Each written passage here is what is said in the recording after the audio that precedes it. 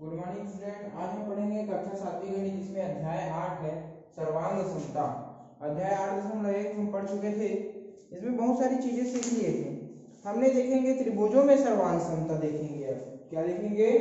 त्रिभुजों में सर्वांग समता और उसकी जांच के नियम देखते हैं। एक त्रिभुज के तीनों कोण दूसरे त्रिभुज के तीनों संगत कोण के बराबर होने मात्र से ही दोनों त्रिभुज सर्वांग सम नहीं होते, बल्कि उनकी संगत भुजाएं भी आपस में बराबर होनी चाहिए।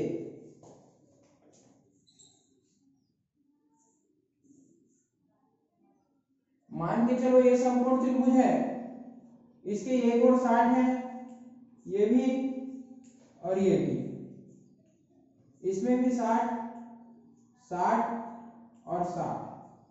ठीक है, तो क्या चीज मैं पूछ रहा हूं, यहां त्रिभुज P Q और R है, X Y और Z।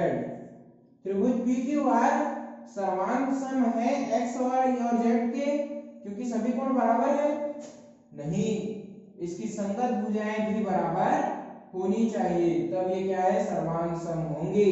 ठीक है, तो इसकी ये भुजा की बराबर, ये भुजा की और इसकी भुजा इसकी बराबर होनी चाहिए, तभी जाकर यह सर्वांग सम त्रिभुज बनेगा।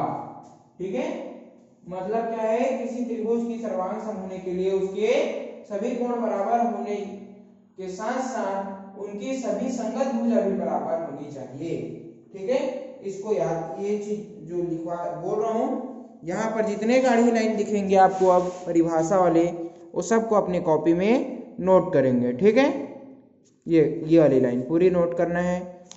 उसके बाद देखते हैं यहाँ पर सर्वांग सम त्रिभुज की रचना कीजिए जिनकी भुजाओं के माप क्रमशः 5, 6 और 7 सेंटीमीटर हैं। ठीक है, सर्वांग सम त्रिभुज की रचना करना है। एक त्रिभुज 5, 6 और 7 सेंटीमीटर की त्रिभुज की रचना करना है। 6, 7, 5, फिर 6, 7, 5, ए बी और सी, ए बी और सी। तो इस प्रकार से जो त्रिभुज है ये सर्वांग सम है। मैं त्रिभुज बना नहीं पाया अच्छे से। ये 6 सेंटीमीटर, ये भी 6 सेंटीमीटर, ये 7, ये भी 7, ये 5, ये भी 5, नाम बस अलग अलग है।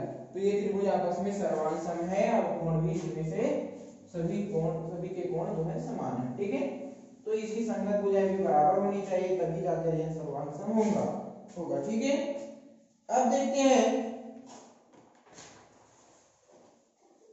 भुजा भुजा भुजा सर्वांग समता नियम।